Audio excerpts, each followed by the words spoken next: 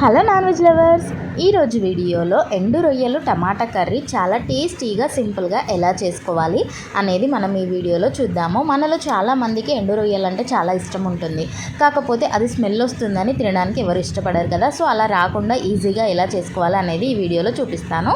So ఎండు రొయ్యలు ఇంత సైజు ఉన్నవి మనకు బయట మార్కెట్లో ఈజీగా అవైలబుల్గా ఉంటాయి.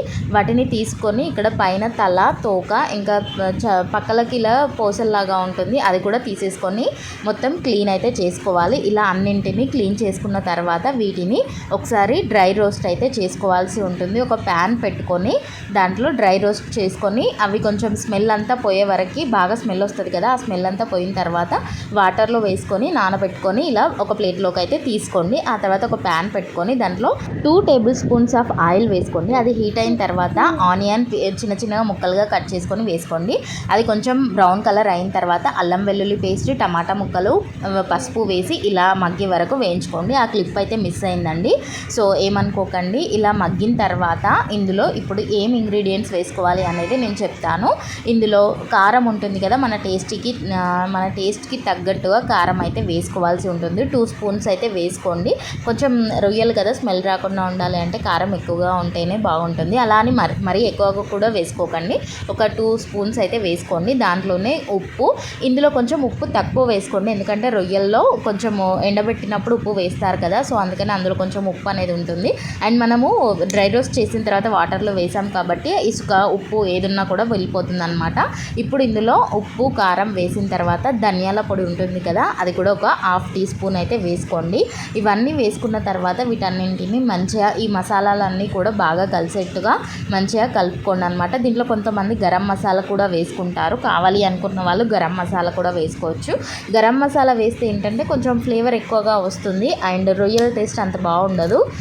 ఒకవేళ మీకు స్పైసీ ఇష్టం ఉన్న వాళ్ళు గరం మసాలా కూడా ఇందులో యాడ్ చేసుకోవచ్చు.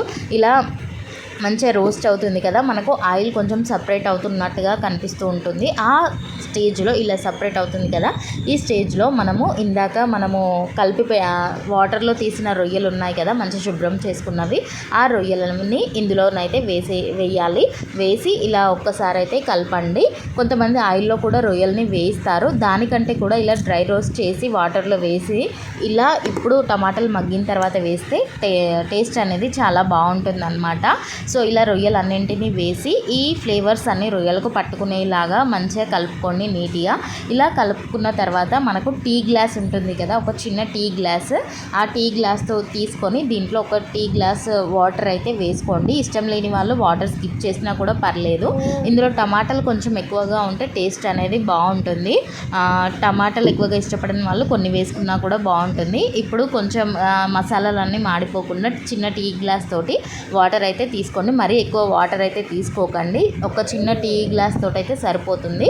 ఇలా వాటర్ పోసుకున్న తర్వాత దీన్ని ఒకసారి అంతా చక్కగా కలిపేసుకొని మూతనైతే పెట్టేసుకోండి. కొంచెం వాటర్ హీట్ అయిన తర్వాత ఒక మూత అనేది పెట్టేసుకోండి. ఒక లిడ్ పెట్టుకుంటే లోపల చక్కగా ఉడుకుతాయి అన్నమాట. తర్వాత ఒక 10 మినిట్స్ తర్వాత, 5 to 10 మినిట్స్ తర్వాత రొయ్యలు అనేవి చక్కగా మగ్గుతాయి అండ్ వాటర్ కూడా ఇంకిపోతుంది. ఈ స్టేజ్లో మనకు ఒకసారి టేస్ట్ అయితే చూసుకోండి. ఏదైనా ఉప్పు, కారం ఏదైనా సరిపోకపోతే వేసుకుంటే ఇప్పుడు వేసుకోవచ్చు. నాకైతే అన్నీ కరెక్ట్గానే సరిపోయాయి. సో ఇలా వచ్చింది కదా, ఇలా వచ్చిన తర్వాత ఇప్పుడు దీంట్లో కొంచెం సన్నగా తరిగిన కొత్తిమీర ఉంటుంది కదా, ఆ కొత్తిమీరని వేసుకోండి. కొత్తిమీర కొంచెం ఎక్కువగా వేసుకుంటే టేస్ట్ అనేది చాలా బాగుంటుంది. అంతే, సింపుల్, ఎంతో ఈజీగా సింపుల్ ప్రాసెస్లో అయ్యే ఎండు రొయ్యలు టమాటా కర్రీ. ఇది చాలా ఈజీగా బ్యాచిలర్స్ కూడా చాలా అంటే చాలా చక్కగా టేస్టీగా చేసుకోవచ్చు అనమాట. అండ్ ఇలాంటి మరిన్ని ఇంట్రెస్టింగ్ వీడియోస్ కోసం, చాలా సింపుల్గా చేసుకునే వీడియోస్ కోసం మన ఛానల్కి సబ్స్క్రైబ్ చేసుకోండి. వీడియో నచ్చితే ఒక చిన్న లైక్ చేయండి, షేర్ చేయండి, కామెంట్ చేయండి.